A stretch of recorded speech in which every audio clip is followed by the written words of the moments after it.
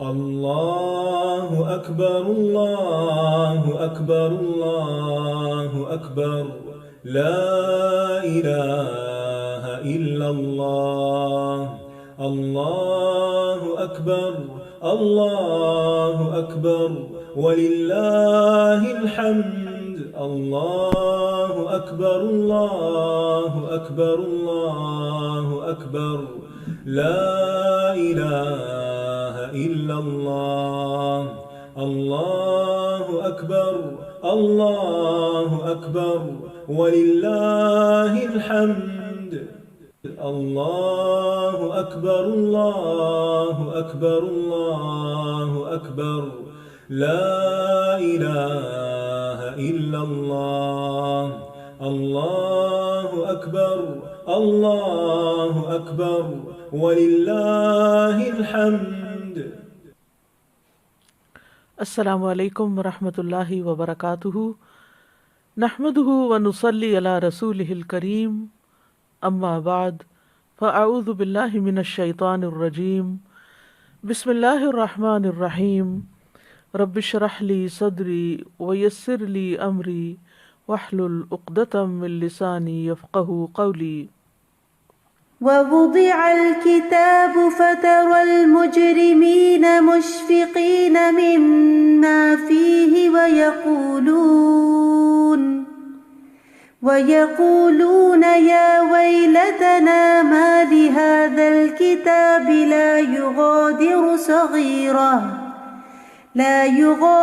صغيرة ولا كبيرة إلا أحصاها ووجدوا ما عملوا حاضرا ولا يظلم ربك أحدا.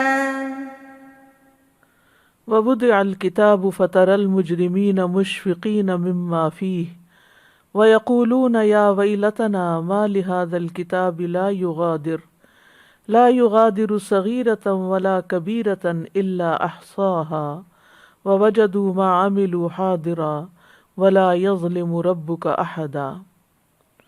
اور کتاب رکھ دی جائے گی، پس آپ مجرموں کو دیکھیں گے کہ اس سے ڈرنے والے ہوں گے جو اس میں ہوگا، اور کہیں گے ہائے ہماری بربادی، اس کتاب کو کیا ہے؟ نہ کوئی چھوٹی بات چھوڑتی ہے اور نہ بڑی، مگر اس نے ضبط کر رکھا ہے، اور انہوں نے جو کچھ کیا اسے موجود پائیں گے، اور آپ کا رب کسی پر ظلم نہیں کرتا. اس دنیا میں انسان مختلف قسم کے کام کرتا ہے. کچھ اپنی بنیادی ضروریات پوری کرتا ہے، کچھ زندگی کے مقاصد کو پورا کرتا ہے، کچھ چھوٹے کام ہوتے ہیں، کچھ بڑے کام ہوتے ہیں. روزمرہ کی زندگی میں انسان کھاتا پیتا ہے، گھر بناتا ہے، شادی کرتا ہے، مال کمانے کے مختلف طریقے اختیار کرتا ہے. اسی طرح دین کے معاملے میں جو چاہتا ہے اختیار کرتا ہے، جو چاہتا ہے چھوڑ دیتا ہے یا رد کر دیتا ہے. پھر اپنی سوچ کے معاملے میں اپنے خیالات کے بارے میں جو چاہتا ہے سوچتا ہے، جو چاہتا ہے بولتا ہے، اور یہ بھول جاتا ہے کہ جو کچھ وہ اس دنیا میں کر رہا ہے اس کا ریکارڈ بھی تیار ہو رہا ہے، وہ سب کچھ لکھا بھی جا رہا ہے. یاد رہے کہ جو کچھ انسان کو یہاں ملا ہے وہ امتحان کے لیے ہے، وقتی طور پر ہے، اور ان سب نعمتوں کا جو دنیا میں اسے ملی ہیں ان کا ایک دن حساب ہوگا. اس سے پوچھ گچھ ہوگی کہ ان کو کس کام میں استعمال کیا. اس وقت انسان کو شدت سے احساس ہوگا کہ یا لیتنی قدمت لحیاتی، اے کاش کہ میں نے اپنی زندگی کے لیے کچھ آگے بھیجا ہوتا، کیونکہ زندگی تو اب شروع ہوئی ہے. زندگی بھر میں یعنی اس دنیا کی زندگی میں جو کچھ دنیا کی ترقی کے لیے کیا ہوگا وہ پیچھے چھوڑ دیا، اور نامہ اعمال میں وہ سب کچھ درج ہوگا، اس کے سامنے ہوگا. انسان بے قرار ہو کر پکار اٹھے گا، یہ کیسی کتاب ہے جس نے نہ کوئی چھوٹی بات چھوڑی نہ کوئی بڑی، مگر اسے شمار کر رکھا ہے. تو آئیے دیکھتے ہیں کہ یہ کیسی کتاب ہے. یہ کتاب زندگی ہے جسے نامہ اعمال کہا جاتا ہے. تو ہمارا آج کا موضوع ہے کہ نامہ اعمال کیا ہے. تو ارشاد باری تعالیٰ ہے وَوُضِعَ الْكِتَابُ، اور کتاب رکھ دی جائے گی۔ کون سی کتاب؟ کتاب زندگی، یعنی دنیا کی زندگی میں انسان نے جو کچھ بھی کیا ہوگا، اس کا نامہ اعمال جو بھی فرشتوں نے تیار کیا ہوگا، انسان کے دائیں یا بائیں ہاتھ میں رکھ دیا جائے گا، دے دیا جائے گا۔ فَتَرَى الْمُجْرِمِينَ مُشْفِقِينَ، تو آپ مجرموں کو دیکھیں گے کہ ڈر رہے ہوں گے، یعنی نافرمان سرکش لوگ اس کو ڈرتے ہوئے دیکھیں گے، کیونکہ انہیں معلوم ہو جائے گا، وہ اپنے جرائم دیکھ لیں گے جو انہوں نے آگے بھیجے ہوں گے۔ وَيَقُولُونَ يَا وَيْلَتَنَا مَا لِهَذَا الْكِتَابِ، اور وہ کہیں گے ہائے بربادی ہماری، ہائے افسوس ہم پر، کیا ہو گیا ہے اس کتاب کو؟ یعنی جب اس کا معائنہ کریں گے تو بول اٹھیں گے ہائے ہماری ہلاکت، اس کتاب کو کیا ہے؟ لا یغادر صغیرۃ ولا کبیرۃ الا احصاها، کہ ہماری کوئی چھوٹی بڑی چیز، کوئی بھی کام ہمارا اس نے نہیں چھوڑا، سب کا سب یہاں درج ہے۔ ووجدوا ما عملوا حاضرا، اور دنیا میں جو کچھ انہوں نے عمل کیے ہوں گے وہ سب وہاں موجود پائیں گے۔ ولا یظلم ربک احدا، اور تیرا رب کسی پر بھی ظلم نہیں کرے گا۔ یعنی فرشتوں نے بندوں کا نامہ اعمال جو لکھا ہوگا وہی دیا جائے گا بندوں کو، اور کچھ کے دائیں ہاتھ میں کچھ کے بائیں ہاتھ میں، اور جزا بھی اسی کے مطابق دی جائے گی۔ عمر رضی اللہ عنہ نے ابی بن کعب سے کہا ہمیں آخرت کے بارے میں کوئی حدیث سنائیں۔ قیامت کے دن لوح محفوظ اٹھا لی جائے گی اور مخلوق میں سے ہر ایک اپنے عمل کی طرف دیکھ رہا ہوگا، پھر وہ صحیفے لائے جائیں گے جن میں بندوں کے اعمال ہوں گے، اور وہ عرش کے گرد بکھر جائیں گے، اور اسی کے بارے میں فرمایا وَوُضِعَ الْكِتَابُ فَتَرَى الْمُجْرِمِينَ۔ تو بات یہ ہے کہ انسان کو اپنا نامہ اعمال دیکھنا ہوگا، اور دیکھ کر وہ اپنے آپ کو ہی کوسے گا، اپنے خبیث اعمال کو دیکھ کر واویلا کرے گا اور پریشان ہوگا، اور پھر کتاب کے بارے میں کہے گا کہ اس کو کیا ہے۔ تو یاد رکھیے کہ ہمارے نامہ اعمال میں دو طرح کی چیزیں ہیں، دو طرح کے گناہ ہیں، ایک صغیرہ گناہ ہے اور ایک کبیرہ گناہ ہے۔ صغیرہ اور کبیرہ گناہوں سے مراد کیا ہے؟ ابن عباس اس کی مثال دیتے ہوئے کہتے ہیں کہ جیسے کبیرہ زور سے ہنسنا اور صغیرہ مسکرانا، یعنی یہی فرق ہے دونوں ہنسی کی قسمیں، یعنی یہ گناہ نہیں، ضروری نہیں کہ یہ گناہ ہو، لیکن ڈفرینشیٹ اس طرح کیا جا سکتا ہے کہ ایک ہی عمل بعض اوقات بہت سنگین ہوتا ہے اور بعض اوقات اس کا چھوٹا ورژن ہوتا ہے۔ سعید بن جبیر کہتے ہیں کہ صغیرہ سے مراد چھوٹے گناہ میں ملوث ہونا ہے، چھونا اور بوس و کنار کرنا، اور کبیرہ سے مراد زنا ہے۔ کبیرہ سے پہلے صغیرہ گناہوں کا ذکر ہے، ما لہذا الکتاب لا یغادر صغیرۃ ولا کبیرۃ، یعنی جب اور فضیل بن ایاز جو تھے وہ جب یہ آیت پڑھتے تھے تو کہتے تھے ہائے افسوس کہ لوگ اللہ کی بارگاہ میں کبیرہ گناہوں سے پہلے صغیرہ گناہوں کے بارے میں چیختے ہوئے شکایت کریں گے۔ اور پھر یہاں پر احصاها کا لفظ استعمال ہوا ہے۔ احصا کا مطلب ہوتا ہے اس نے شمار کر رکھا ہوگا، احاطہ کر رکھا ہوگا، اور پھر یہ کہ کس چیز کا، چاہے انسان کی زبان سے کوئی لفظ نکلے یا اس کے کوئی ایکشنز ہو۔ امام قرطبی اپنی تفسیر میں کہتے ہیں کہ انسان کی ہر چیز اس کے ذمے لکھ دی جاتی ہے، یہاں تک کہ بیماری میں اس کا ہائے ہائے کرنا بھی لکھا جاتا ہے، یا جو کرتا ہے۔ ایک قول ہے کہ ہر وہ چیز جو زبان سے انسان بولتا ہے وہ لکھ دی جاتی ہے۔ امام احمد کے بارے میں کہا جاتا ہے کہ وہ اپنی بیماری میں ہائے ہائے کہہ رہے تھے تو طاؤس کی طرف سے ان کو یہ بات پہنچی کہ طاؤس نے کہا کہ فرشتہ ہر بات لکھ لیتا ہے، یہاں تک کہ بیماری میں کی جانے والی ہائے بھی لکھتا ہے۔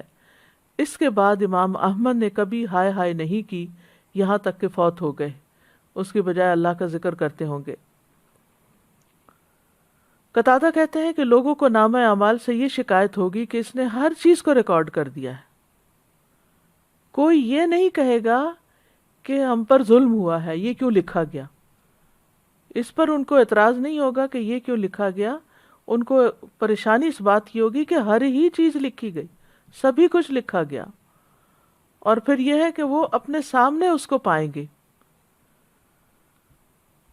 تو کسی پر بھی ظلم نہ ہوگا، نہ نیک لوگوں پر ظلم ہوگا اور نہ گناہگاروں پر ظلم ہوگا، نہ نیک لوگوں کی اطاعت میں سے کوئی کمی کی جائے گی اور نہ گناہگاروں کے عذاب میں کچھ اضافہ کیا جائے گا، کیونکہ اللہ سبحانہ تعالیٰ کسی پر بھی ظلم نہیں کرتا۔ ان اللہ لا یظلم مثقال ذرۃ وان تک حسنۃ یضاعفها ویؤت من لدنہ اجرا عظیما، بے شک اللہ ایک ذرے کے برابر بھی ظلم نہیں کرتا، اور اگر ایک نیکی ہوگی تو اسے دگنا کر دے گا اور اپنے پاس سے بہت بڑا اجر عطا کرے گا۔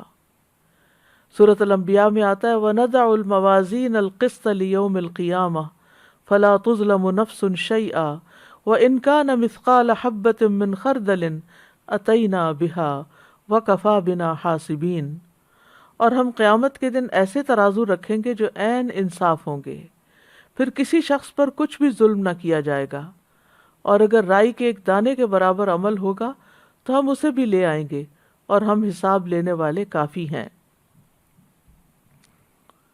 عبداللہ بن انیس کہتے ہیں کہ انہوں نے نبی صلی اللہ علیہ وسلم کو فرماتے ہوئے سنا کہ اللہ قیامت کے دن بندوں کو اکٹھا کرے گا، یا یہ فرمایا کہ لوگوں کو برہنہ جسم بے ختنہ بے زور یعنی بے زر پر جمع فرمائے گا۔ وہ کہتے ہیں کہ ہم نے کہا کہ وہمن کا کیا معنی ہے، یعنی جو اس حدیث میں لفظ استعمال ہوا ہے۔ آپ نے فرمایا کہ ان کے پاس کچھ بھی نہ ہوگا، یعنی سوائے اعمال نامے کے اب ان کے پاس کوئی چیز نہیں ہوگی۔ پھر اللہ انہیں ایسی آواز میں پکارے گا کہ اس کو دور والا اس طرح سنے گا جیسے کہ قریب والا سن رہا ہو۔ فرمائے گا میں دیان، دیان کا معنی ہوتا ہے زبردست اور خیر و شر کا بدلہ لینے والا، میں دیان ہوں، میں بادشاہ ہوں، کسی جہنم والے کو حق نہیں کہ وہ جہنم میں داخل ہو اور اس کا کسی جنتی کے پاس حق ہو، یہاں تک کہ میں اسے اس سے بدلہ دلوا دوں، اور کسی جنتی کو جنت میں داخل ہونے کا حق نہیں، اور یہ کہ اس کا کسی جہنمی کے پاس حق ہو، یہاں تک کہ میں اس سے اس کا بدلہ دلوا دوں، اگرچہ وہ ایک تمانچہ ہی کیوں نہ ہو، ایک تھپڑ ہی کیوں نہ ہو۔ وہ کہتے ہیں ہم نے کہا یہ کس طرح ہوگا جب کہ ہم برہنہ جسم بے ختنہ اور بے زرو پر آئیں گے؟ آپ نے فرمایا نیکیوں اور برائیوں کا معاملہ اور تبادلہ ہوگا، یعنی کسی سے کسی کا مال نہیں لیا جائے گا کیونکہ مال تو ہوگا ہی نہیں، تو نیکیاں اعمال نامے ہی ایکسچینج ہو جائیں گے، جس کے اوپر کسی نے ظلم کیا ہوگا اس کی نیکیاں مظلوم کو مل جائیں گی۔ تو یہ نامہ اعمال دراصل ہے کیا؟ یہ وہ نامہ اعمال ہے جو فرشتے لکھتے ہیں بنی آدم کے تمام اعمال، خیر کے بھی اور شر کے بھی۔ ان نامہ اعمال کو تیار کرنے کے لیے فرشتے مقرر کیے گئے ہیں جن کو کرامن کاتبین کہا جاتا ہے۔ قرآن مجید میں آتا ہے سورۃ قاف میں وَلَقَدْ خَلَقْنَا الْإِنسَانَ وَنَعْلَمُ مَا تُوَسْوِسُ بِهِ نَفْسُهُ وَنَحْنُ أَقْرَبُ إِلَيْهِ مِنْ حَبْلِ الْوَرِيدِ اذ يتلقى المتلقيان عن اليمين وعن الشمال قعيد ما يلفظ من قول الا لديه رقيب عتيد، اور بلا شبہ یقیناً ہم نے انسان کو پیدا کیا اور جو کچھ اس کے دل میں وسوسہ گزرتا ہے اسے بھی ہم جانتے ہیں، یعنی صرف زبانی باتیں ہی نہیں بلکہ اندر کے خیالات بھی، نیتیں بھی، اور ہم اس کی رگے جان سے بھی زیادہ اس کے قریب ہیں۔ جب اس کے ہر قول و فعل کو دو لینے والے لیتے ہیں جو دائیں طرف اور بائیں طرف بیٹھے ہیں، وہ کوئی بات منہ سے نہیں نکالتا مگر اس کے پاس ایک تیار نگران ہوتا ہے۔ تو گویا زبان سے نکلنے والا ہر جملہ، ہر لفظ، ہر آہ، ہر ہائے، ہر چیز لکھی جاتی ہے، یعنی تیار نگران بیٹھا ہوتا ہے جو فوراً جھپٹ لیتا ہے، ہر کلام لکھ لیتا ہے خواہ وہ اچھا ہو یا برا ہو۔ یہاں تک کہ فرشتہ اس کی یہ بات بھی لکھ لیتا ہے جب انسان کہتا ہے میں نے کھایا، میں نے پیا، میں گیا، میں آیا، میں نے دیکھا، یہ سب باتیں بھی وہ لکھتے جاتے ہیں۔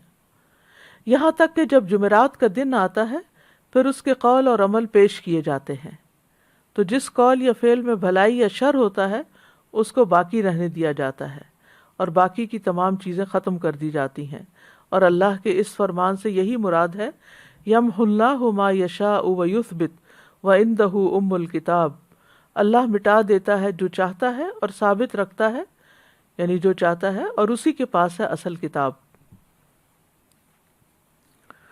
معمر کہتے ہیں کہ حسن بصری نے یہ آیت تلاوت کی ان الیمین و ان الشمال قعید، کہ جو دائیں طرف اور بائیں طرف بیٹھے ہیں، تو کہتے ہیں کہ اے ابن آدم، میں نے تمہارے لیے تمہارے صحیفے کو کھول دیا اور تمہارے ساتھ 2 معزز فرشتے مقرر کیے گئے، ان میں سے ایک تمہارے دائیں طرف ہے اور ایک تمہارے بائیں طرف ہے۔ تو جو تمہارے دائیں طرف ہے وہ تمہاری نیکیوں کو ریکارڈ کرتا ہے، اور جو بائیں طرف ہے برائیوں کو ریکارڈ کرتا ہے۔ بس جو چاہو عمل کرو، جو چاہو عمل کرو، تھوڑا کرو یا زیادہ کرو، یہاں تک کہ جب تم مر جاؤ گے تو تمہارا نامہ اعمال لپیٹ دیا جائے گا، پھر وہ تمہاری گردن میں تمہارے ساتھ تمہاری قبر میں ڈال دیا جائے گا، یہاں تک کہ قیامت کے دن ایک ایسی کتاب کی صورت میں نکالا جائے گا جسے تم کھلا ہوا پاؤ گے، اور کہا جائے گا اقرأ کتابک کفا بنفسک اليوم علیک حسیبا، اپنی کتاب پڑھ لو، آج تم خود اپنے آپ پر بطور محاسب خود ہی حساب لینے والے کافی ہو۔ اللہ کی قسم، اس ہستی نے تمہارے ساتھ انصاف ہی کیا ہے کہ اس نے خود ہی تمہیں تمہارا محاسب بنا دیا۔ لکھنے والے فرشتوں کی صفات قرآن مجید میں بیان ہوئی ہیں، وَإِنَّ عَلَيْكُمْ لَحَافِظِينَ کِرَامًا کاتبین یعلمون ما تفعلون، حالانکہ بلا شبہ تم پر یقیناً نگہبان مقرر ہیں جو بہت عزت والے ہیں، لکھنے والے ہیں، وہ جانتے ہیں جو تم کرتے ہو۔ پھر اللہ تعالیٰ سے فرشتے پوچھ کر بھی لکھتے ہیں۔ رسول اللہ صلی اللہ علیہ وسلم نے فرمایا، فرشتے عرض کرتے ہیں اے رب، تیرا فلاں بندہ گناہ کرنے کا ارادہ کر رہا ہے۔ اللہ باوجود اس کے کہ اسے خوب دیکھ رہا ہوتا ہے، فرشتے سے فرماتا ہے کہ اس کی نگرانی کرتے رہو، اگر یہ گناہ کر بیٹھے تو صرف اتنا ہی لکھنا جتنا اس نے کیا، اور اگر گناہ چھوڑ دے تو اس کے لیے نیکی لکھ دینا، کیونکہ اس نے گناہ میری وجہ سے چھوڑا ہے۔ بائیں فرشتے کی ایک خاص ذمہ داری ہے۔ رسول اللہ صلی اللہ علیہ وسلم نے فرمایا، بے شک بائیں طرف والا فرشتہ 6 گھڑیاں مسلمان گناہگار بندے سے اپنا قلم اٹھائے رکھتا ہے، یعنی گناہ کرنے کے بعد بھی وہ 6 گھڑیاں قلم اٹھائے رکھتا ہے۔ پھر اگر وہ شرمندہ ہو اور اللہ سے اس گناہ سے استغفار کر لے تو وہ قلم رکھ دیتا ہے، لکھتا نہیں، ورنہ ایک گناہ لکھ دیتا ہے۔ اسی طرح جو لوگ سو رہے ہوں، نابالغ بچے، مجنون اور پاگل، جب تک کہ انہیں ہوش نہ آ جائے، ان سب سے بھی قلم اٹھا لیا گیا ہے، ان کے اعمال نامے نہیں لکھے جاتے کیونکہ ان کو تو کچھ سمجھ ہی نہیں۔ تو نامہ اعمال کس لیے لکھے جائیں گے؟ تاکہ وہ انسان پر گواہ بن سکیں۔ رسول اللہ صلی اللہ علیہ وسلم نے فرمایا، بے شک اللہ تعالیٰ فرماتے ہیں اے میرے بندو، یہ تمہارے اعمال ہیں کہ جنہیں میں تمہارے لیے شمار کر رہا ہوں، پھر میں تمہیں ان کا پورا پورا بدلہ دوں گا۔ تو جو آدمی بہتر بدلہ پائے وہ اللہ کا شکر ادا کرے، اور جو بہتر بدلہ نہ پائے تو وہ اپنے ہی نفس کو ملامت کرے۔ یعنی خود انسان کے لیے یہ سب کچھ لکھوایا جا رہا ہے تاکہ کل کو انسان انکار نہ کر سکے کہ میں نے تو یہ کیا ہی نہیں تھا۔ ذرہ برابر خیر و شر بھی نامہ اعمال میں محفوظ کر لیا جاتا ہے۔ سورۃ الزلزلہ میں آتا ہے، فَمَن يَعْمَلْ مِثْقَالَ ذَرَّةٍ خَيْرًا يَرَهُ وَمَن يَعْمَلْ مِثْقَالَ ذَرَّةٍ شَرًّا يَرَهُ، جس نے ذرہ بھر نیکی کی ہوگی وہ اسے دیکھ لے گا، اور جس نے ذرہ بھر بدی کی ہوگی وہ بھی اسے دیکھ لے گا۔ نیکیاں اور گناہ دونوں لکھے جائیں گے۔ ابن عباس سے روایت ہے کہ رسول اللہ صلی اللہ علیہ وسلم اپنے رب تبارک و تعالیٰ سے روایت کرتے ہوئے فرماتے ہیں کہ بے شک اللہ نے نیکیاں اور برائیاں لکھی، پھر ان کو بیان فرمایا، پس جس نے کسی نیکی کا ارادہ کیا لیکن اس پر عمل نہ کر سکا، اللہ نے اس کے لیے اپنے پاس ایک مکمل نیکی کا بدلہ لکھا۔ اگر اس نے ارادے کے بعد عمل بھی کر لیا تو اللہ تعالیٰ نے اپنے پاس اس کے لیے 10 نیکیوں سے لے کر 700 تک بلکہ اس سے بھی زیادہ لکھا۔ اور جس نے کسی برائی کا ارادہ کیا پھر اس پر عمل نہیں کیا تو اللہ نے اس کے لیے اپنے پاس ایک مکمل نیکی لکھی، اور اگر اس نے ارادے کے بعد اس پر عمل بھی کر لیا تو اللہ نے اس کے لیے صرف ایک برائی لکھی۔ اسی طرح بیماری یا سفر کی وجہ سے اگر کوئی شخص کوئی کام نہیں کر سکتا تو وہ اس کے لیے لکھ دیا جاتا ہے، یعنی اگر نہیں بھی کر پا رہا تو بھی جو صحت کی حالت میں اور گھر میں رہتے ہوئے وہ کرتا تھا، وہ سفر کی حالت میں بھی وہ سارے اعمال اس کے نامہ اعمال میں لکھے چلے جاتے ہیں۔ رسول اللہ صلی اللہ علیہ وسلم نے فرمایا جب کوئی بندہ بیمار ہوتا ہے یا سفر میں جاتا ہے تو اس کے وہ تمام اعمال لکھ دیے جاتے ہیں جو وہ حالت قیام اور زمانہ تندرستی میں کیا کرتا تھا۔ رسول اللہ صلی اللہ علیہ وسلم نے یہ بھی فرمایا کہ جب مسلمان آدمی بیمار ہوتا ہے تو اللہ تعالیٰ اعمال لکھنے والے فرشتوں سے کہتے ہیں کہ یہ بندہ اپنی صحت مندی میں جو بہترین اعمال کرتا تھا ان کے مطابق اس کا اجر و ثواب لکھتے جاؤ یہاں تک کہ میں اسے شفا عطا کر دوں۔ تو اس لیے بندہ مومن کے لیے تو بیماری بھی ایک رحمت ہے کہ اس کو بیماری پر صبر کرنے کا، تکلیف اٹھانے کا بھی اجر ملتا ہے، اور اس کے ساتھ ساتھ اس کے نامہ اعمال میں نیکیاں بھی لکھی جاتی ہیں۔ اسی طرح جو شخص اچھی نیت رکھتا ہے اور پھر کام نہیں کر سکتا تو اس کی نیت کی وجہ سے بھی اس کو اجر ملتا ہے۔ تہجد کے لیے اگر کوئی نیت کر کے سوئے لیکن اس کی آنکھ ہی نہیں کھلی اور وہ تہجد اس کے رہ گئے تو پھر بھی اس نہ اٹھ سکنے کے باوجود اس کی نیت کی بنا پر اس کو ثواب مل جاتا ہے، اور اس کی نیند اس کے رب کی طرف سے اس پر صدقہ ہوتی ہے۔ پھر اگر کوئی معقول عذر ہو، کوئی وجہ ہو اور اس وجہ سے انسان نیک عمل نہ کر سکے تو اس پر بھی اجر لکھا جاتا ہے، جیسے سورۃ التوبہ میں آتا ہے وَلَا يَطَعُونَ مَوْطِئًا يَغِيظُ الْكُفَّارَ وَلَا يَنَالُونَ مِنْ عَدُوٍّ نَيْلًا إِلَّا كُتِبَ لَهُمْ بِهِ عَمَلٌ صَالِحٌ إِنَّ اللَّهَ لَا يُضِيعُ أَجْرَ الْمُحْسِنِينَ۔ اور نہ کسی ایسی جگہ پر قدم رکھتے ہیں جو کافروں کو غصہ دلائے، اور نہ کسی دشمن سے کوئی کامیابی حاصل کرتے ہیں مگر اس کے بدلے ان کے لیے ایک نیک عمل لکھ دیا جاتا ہے۔ یقیناً اللہ نیکی کرنے والوں کا اجر ضائع نہیں کرتا۔ یعنی یہ ان لوگوں کے بارے میں آیت اتری تھی جو جنگ تبوک سے پیچھے رہ گئے تھے کیونکہ ان کے پاس سواریاں نہیں تھی، وہ ساتھ نہیں جا سکتے تھے، تو ان کے بارے میں کہا گیا کہ جہاں جہاں بھی لشکر جا رہا ہے یہ ان کے ساتھ ہے اور ان کے لیے بھی نیک عمل لکھا جا رہا ہے کیونکہ ان کا سچا ارادہ تھا جانے کا۔ اسی طرح مسجد کی طرف جانے والے قدم بھی لکھے جاتے ہیں۔ بنو سلمہ کے لوگ مدینہ کے ایک کونے میں مسجد سے دور رہتے تھے، انہوں نے مسجد کے قریب منتقل ہونے کا ارادہ کیا تو یہ آیت نازل ہوئی انا نحن نحیی الموتى ونکتب ما قدموا وآثارهم، بے شک ہم ہی زندہ کریں گے مردوں کو اور ہم لکھ رہے ہیں جو انہوں نے آگے بھیجا اور ان کے آثار بھی۔ تو رسول اللہ صلی اللہ علیہ وسلم نے فرمایا بے شک تمہارے نشانات قدم لکھے جا رہے ہیں، یعنی انسان اپنے پاؤں سے چل کر جس زمین پر بھی جاتا ہے وہ زمین بھی گواہ بنے گی، اور وہ قدم اگر نیکی کے کام میں ہے تو ثواب کے طور پہ لکھے جائیں گے، اور اگر کسی برے کام سے اور برے ارادے سے انسان نکلا ہے یا اٹھا اپنی جگہ سے تو وہ قدم اس کے برائی کے لیے یعنی برائی کے خانے میں لکھے جائیں گے۔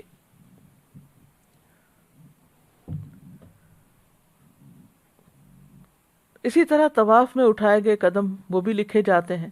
رسول اللہ صلی اللہ علیہ وسلم نے فرمایا جو شخص گن کر طواف کے 7 چکر لگائے اور 2 رکعت نماز پڑھے تو یہ ایک غلام آزاد کرنے کے برابر ہے، یعنی ثواب ہے۔ اور جو شخص ایک قدم بھی اٹھاتا یا رکھتا ہے، یعنی ایک اٹھاتا ہے ایک رکھتا ہے ایک اٹھاتا ہے ایک رکھتا ہے، تو ہر قدم پر اس کے لیے 10 نیکیاں لکھی جاتی ہیں اور اس سے 10 گناہ مٹائے جاتے ہیں اور اس سے 10 درجات بلند کیے جاتے ہیں۔ تو اس سے انسان اندازہ کر سکتا ہے کہ کتنا زیادہ اجر و ثواب ہے۔ پھر حاجی کی سواری کے قدم لکھے جاتے ہیں۔ نبی صلی اللہ علیہ وسلم نے فرمایا جب تم اپنے گھر سے بیت الحرام کے ارادے سے نکلتے ہو تو تمہاری اونٹنی کوئی قدم نہیں رکھتی اور نہ اسے اٹھاتی ہے مگر اللہ تعالیٰ اس کے ساتھ تمہارے لیے ایک نیکی لکھ دیتا ہے اور تم سے ایک گناہ مٹا دیتا ہے۔ یعنی حاجی سفر پر ہی نکلتا ہے، اپنا ایک قدم اٹھاتا ہے، سواری پر بیٹھتا ہے، تو بظاہر تو یہ انسان کہتے ہیں کہ میرا پتہ نہیں کیا ثواب ہے کیا نہیں، میں تو سواری پر بیٹھا ہوا ہوں، لیکن اس کا بھی اجر بتا دیا گیا کہ اگر یعنی کہ سواری پر وہ اللہ کے کام کے لیے نکلتا ہے، بیت الحرام کی طرف نکلتا ہے، تو جو قدم سواری اٹھاتی ہے وہ اس ہر قدم کے لیے نیکی لکھی جاتی ہے۔ پھر اسی طرح سلام کرنا اور سلام کا جواب دیا جانا، اس میں بھی یعنی انسان کے لیے نیکیاں لکھی جاتی ہیں۔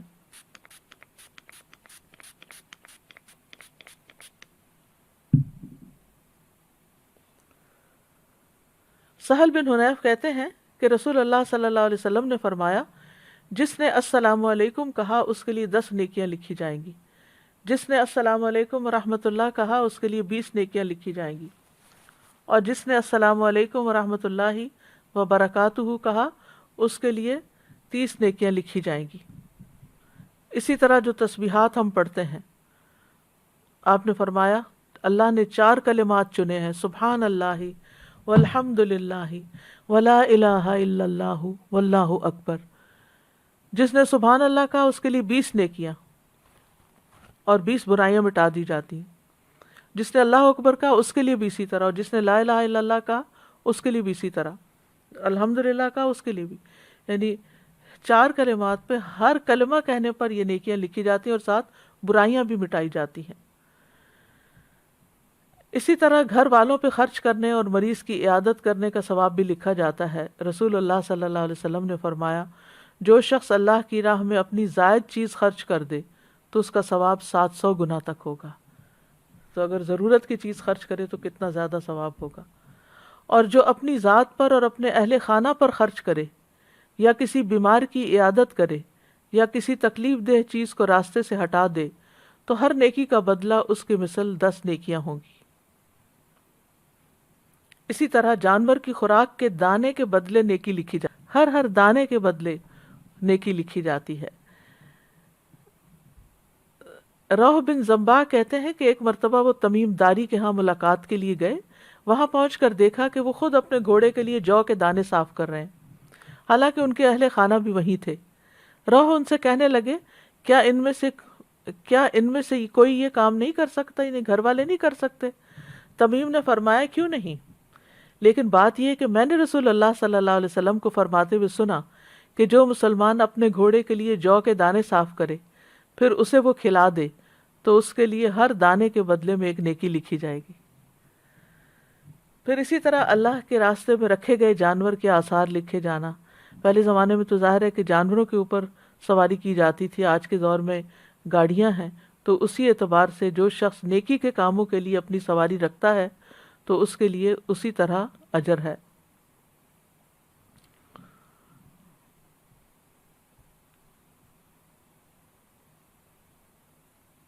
پھر اسی طرح لوگوں کو معاف کرنا لکھا جاتا ہے۔ رسول اللہ صلی اللہ علیہ وسلم نے فرمایا، تم سے پہلے آدمیوں میں سے ایک آدمی کا حساب لیا گیا تو اس کے پاس کوئی نیکی نہیں تھی مگر یہ کہ وہ لوگوں سے لین دین کیا کرتا تھا۔ وہ مالدار آدمی تھا، اپنے غلاموں کو حکم دیتا کہ وہ تنگ دست سے درگزر کریں، یعنی جو حالات تنگ ہے، نہیں دے سکتا قرضہ، واپس نہ دیں، یا کوئی چیز خریدنا چاہتا ہے اور پیسے نہیں ہیں اس کے پاس تو اس کو چھوڑ دیں، آدھے چھوڑ دیں، پورے چھوڑ دیں۔ اور اللہ تبارک و تعالیٰ نے فرمایا، ہم اس بات کے زیادہ حقدار ہیں کہ تم بھی اس سے درگزر کرو۔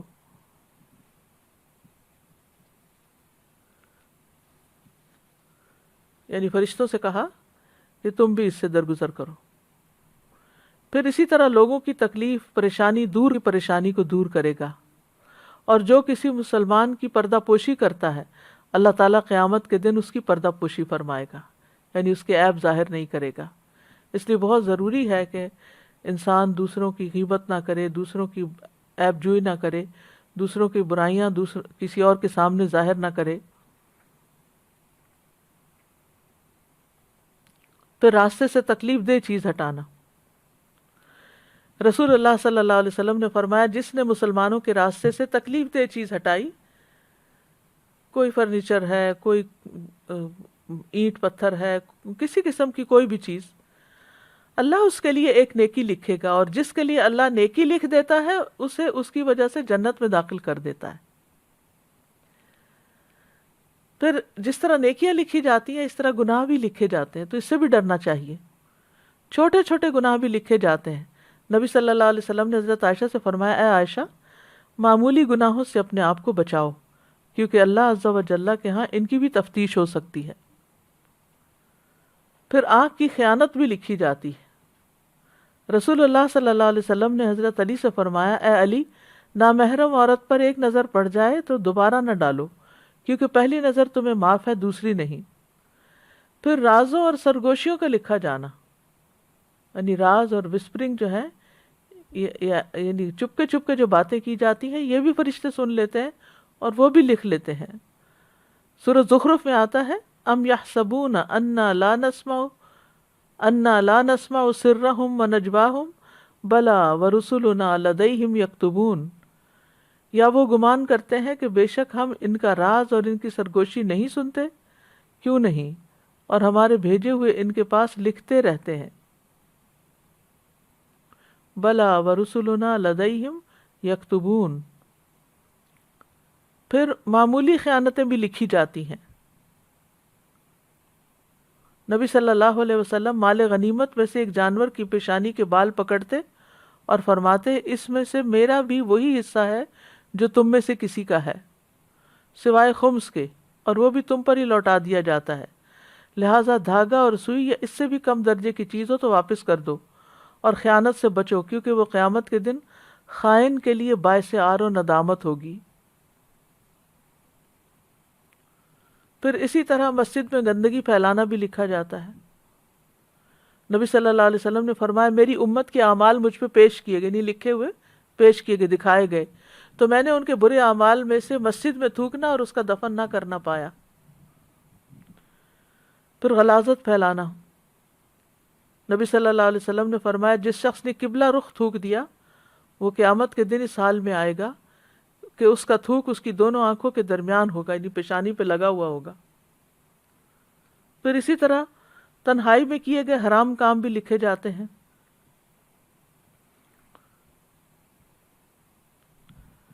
قیامت کے دن نامہ اعمال کس طرح پیش ہوگا، اس کے بارے میں ہے کہ سب سے پہلے لوگ قبروں سے اٹھائے جائیں گے، ہارن جب یعنی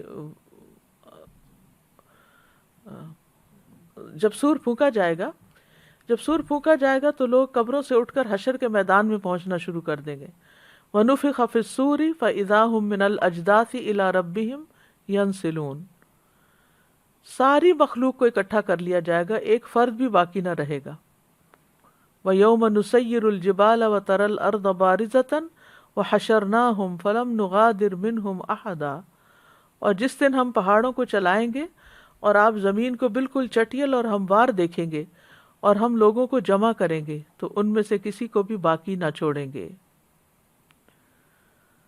پھر حشر کے میدان میں لوگوں کو نامہ اعمال تھما دیے جائیں گے، ساری مخلوق جب اکٹھی ہو جائے گی تو نامہ اعمال بانٹ دیے جائیں گے، اور جب تک اللہ چاہے گا وہ حشر کے میدان میں ننگے پاؤں ننگے جسم کھڑے رہیں گے، اور جب حساب کا وقت آ جائے گا، جن سے اللہ حساب لینا چاہے گا تو اللہ ان کے نامہ اعمال کو لانے کا حکم دے گا، جس کو معزز لکھنے والوں نے یعنی فرشتوں نے لوگوں کے اعمال کو ذکر کر کے لکھا ہوگا، تو وہ ان نامہ اعمال کو لے آئیں گے۔ پھر کچھ لوگوں کو دائیں ہاتھ میں نامہ اعمال دیا جائے گا، یہ خوش نصیب لوگ ہوں گے، کچھ کو ان کا نامہ اعمال بائیں ہاتھ میں دیا جائے گا یا ان کی پشت کے پیچھے سے دیا جائے گا، تو یہ بدبخت لوگ ہوں گے۔ پھر اس کے بعد ہر انسان اپنا نامہ اعمال پڑھے گا کہ میں نے کیا کیا، اپنی ڈائری پڑھے گا، پھر فیصلے کا انتظار کرے گا، اتنا انتظار کہ آنکھیں پھٹی ہوئی ہوں گی، پھٹ جائیں گی، تھک جائیں گی۔ نبی صلی اللہ علیہ وسلم نے فرمایا، اللہ اگلوں اور پچھلوں کو کھڑے ہونے کی حالت میں ایک مقررہ دن کے لیے جمع کرے گا، جس کا ایک دن 40 سال کا ہوگا۔ ان کی آنکھیں پھٹی ہوئی ہوں گی اور اوپر کو اٹھی ہوئی ہوں گی، اور وہ مقدموں کے فیصلوں کا انتظار کر رہے ہوں گے۔ اللہ ہم سب پر رحم فرما دے، کیونکہ کتنا مشکل وقت ہوگا یہ۔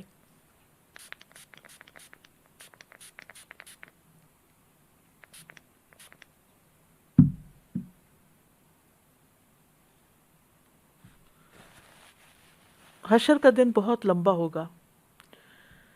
نبی صلی اللہ علیہ وسلم نے آیت تلاوت کی، یوم یقوم الناس لرب العالمین، اور فرمایا اس وقت تمہارا کیا حال ہوگا جب اللہ تمہیں 50,000 سال کے لیے اس طرح اکٹھا کرے گا جس طرح تیر کو کمان میں ڈالا جاتا ہے، اور پھر اللہ تعالیٰ اتنا عرصہ تمہاری طرف نظر بھی نہیں کرے گا، یعنی کتنا سخت دن ہوگا، اور حشر کے دن کتنی سخت گرمی ہوگی، سورج قریب آ جائے گا، ہر شخص اپنے پسینے میں ڈوبا ہوا ہوگا، اور نبی صلی اللہ علیہ وسلم کی شفاعت کے لیے سارے یعنی حساب شروع کرنے کے لیے نبی صلی اللہ علیہ وسلم کی شفاعت ہوگی۔ اور اس میں ہم دیکھتے ہیں کہ جب لوگوں کو قیامت کا دن بہت لمبا محسوس ہوگا تو وہ ایک دوسرے سے کہیں گے آؤ آدم علیہ السلام کے پاس چلتے ہیں، وہ ابو البشر ہیں، کہ وہ اپنے رب عز و جل کے سامنے ہماری سفارش کر دے تاکہ وہ ہمارے درمیان فیصلہ شروع کر دے۔ چنانچہ سب لوگ آدم علیہ السلام کے پاس آئیں گے، وہ کہیں گے میں اس کام کا اہل نہیں ہوں، مجھے میری ایک خطا کی وجہ سے جنت سے نکال دیا گیا تھا، آج تو مجھے صرف اپنی فکر ہے، البتہ تم نوح علیہ السلام کے پاس چلے جاؤ جو تمہارے انبیاء کے بنیاد ہیں۔ چنانچہ وہ نوح علیہ السلام کے پاس آئیں گے، وہ بھی یہی کہیں گے کہ میں اس کا اہل نہیں ہوں، تم خلیل اللہ ابراہیم کے پاس چلے جاؤ علیہ السلام۔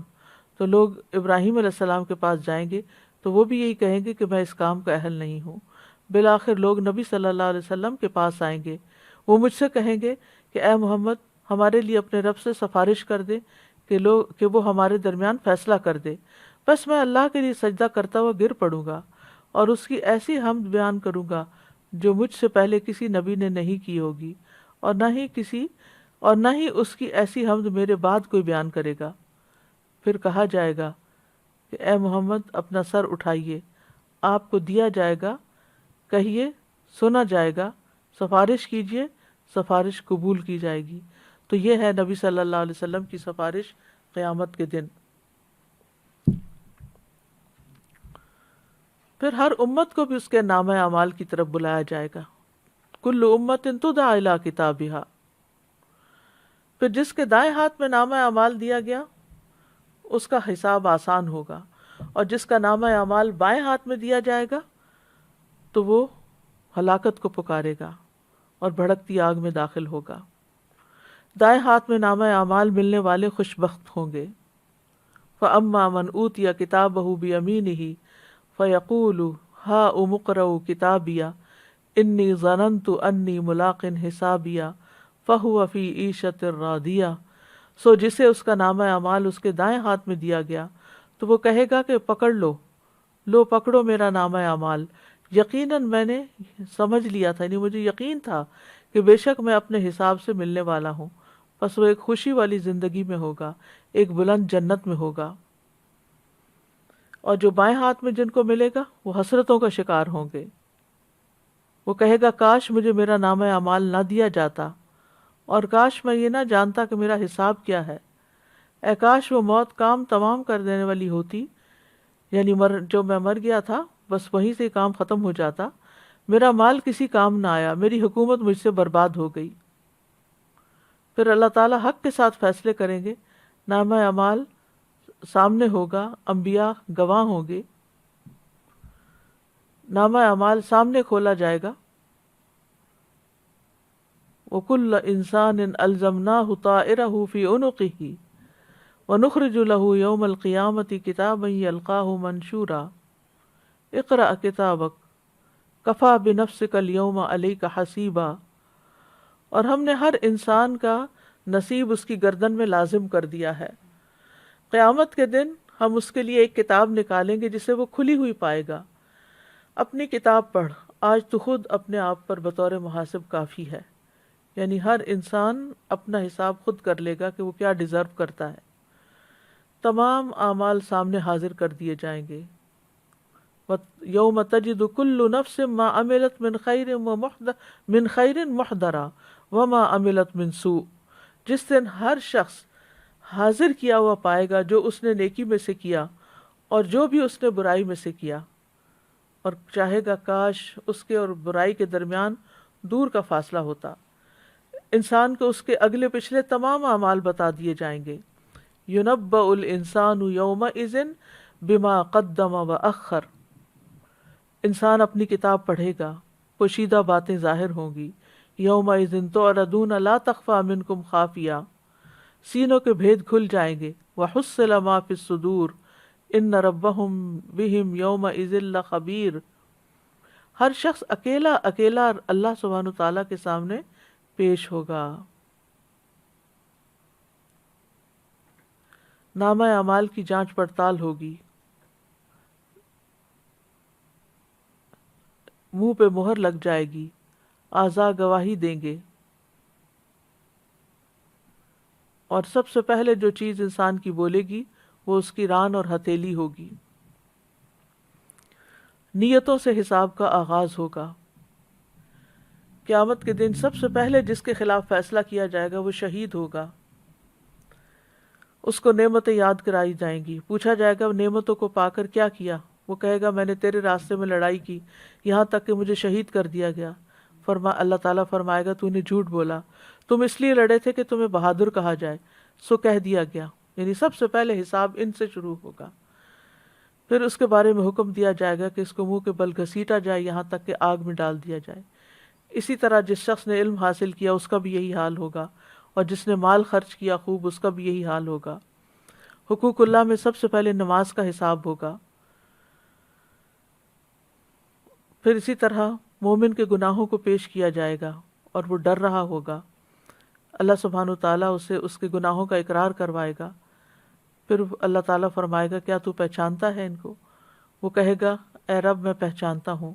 اللہ تعالیٰ فرمائے گا میں نے دنیا میں تیرے گناہوں پہ پردہ ڈالا اور آج کے دن تیرے گناہوں کو معاف کرتا ہوں. پھر اسے اس کی نیکیوں کا اعمال نامہ دے دیا جائے گا. کفار اور منافقین کی اعلانیہ تذلیل کی جائے گی. پکار کر بلایا جائے گا اور کہا جائے گا یہ ہیں وہ لوگ جنہوں نے اللہ پہ جھوٹ باندھا. اللہ سبحانہ و تعالیٰ بہت باریک بینی سے حساب کریں گے.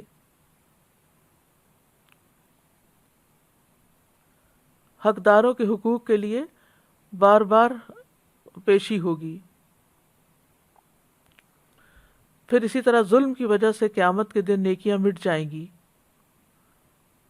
عبداللہ بن مسعود کہتے ہیں نبی صلی اللہ علیہ وسلم نے فرمایا بے شک شیطان سرزمین عرب پر بتوں کی عبادت سے مایوس ہو چکا ہے، لیکن وہ اس کے علاوہ تم سے معمولی برائیاں کروا کر راضی ہو جائے گا، اور وہ معمولی برائیاں قیامت کے دن ہلاک کر دینے والی ہوں گی. اپنی طاقت کے مطابق ظلم سے بچو، کیونکہ بندہ قیامت کے دن نیکیاں لے کر آئے گا اور وہ سمجھے گا کہ وہ نجات دلا دیں گی، اور دوسرا بندہ مسلسل کہہ رہا ہوگا اے رب تیرے اس بندے نے مجھ پہ ظلم کیا تھا. تو اللہ تعالیٰ فرمائے گا اس کی نیکیوں میں سے مٹا دو، اور اسی طرح ہوتا رہے گا یہاں تک کہ گناہوں کی وجہ سے اس کی ایک نیکی بھی باقی نہ رہے گی. تو اس سے اندازہ لگائیں کہ کتنا ضروری ہے ایک تقوی والی زندگی گزارنا، ایک محتاط زندگی گزارنا. قیامت کے دن ظالم سے مظلوم کو قصاص دلایا جائے گا. وہ شخص جس کے پاس ڈھیروں نیکیاں ہوں گی لیکن اس نے ساتھ دوسروں کو تکلیف دی ہوگی، کسی کو گالی دی ہوگی، کسی پہ تہمت لگائی ہوگی، کسی کا مال کھایا ہوگا، کسی کا خون بہایا ہوگا، کسی کو مارا ہوگا، تو ان سب لوگوں کو اس آدمی کی نیکیاں دے دی جائیں گی. اور اگر اس کی نیکیاں ان کے حقوق کی ادائیگی سے پہلے ہی ختم ہو گئیں تو ان لوگوں کے گناہ اس آدمی پر ڈال دیے جائیں گے. پھر اس آدمی کو آگ میں ڈال دیا جائے گا. پھر اسی طرح اعمال کو تولا جائے گا، یعنی پیش ہونے کے بعد پھر اعمال تولے جائیں گے. عبداللہ بن قیس کہتے ہیں لوگوں کو قیامت کے دن 3 مرتبہ پیش کیا جائے گا. پہلی 2 مرتبہ پیش ہونے میں بحث و مباحثہ ہوگا اور عذر پیش کیے جائیں گے، اور جہاں تک تیسری مرتبہ کا پیش ہونا ہے تو اس وقت لوگوں کے ہاتھوں میں نامہ اعمال پہنچ جائے گا. تو کچھ لوگ اپنا نامہ اعمال دائیں ہاتھ میں لیں گے اور کچھ بائیں ہاتھ میں لیں گے. انصاف کے ترازو رکھ دیے جائیں گے، کسی پر کوئی ظلم نہ کیا جائے گا. قیامت کے دن اتنے بڑے ترازو رکھے جائیں گے کہ ان میں آسمان اور زمین کا بھی وزن کیا جا سکے. ہر چھوٹی بڑی بات کا وزن کیا جائے گا. بندوں کو بھی تولا جائے گا. اللہ کے نیک بندوں کا وزن کہیں زیادہ ہوگا. ابن مسعود سے روایت ہے کہ ایک مرتبہ وہ پیلو کی مسواک چن رہے تھے. ان کی پنڈلیاں پتلی تھیں، جب ہوا چلتی تو وہ لڑکھڑانے لگتے.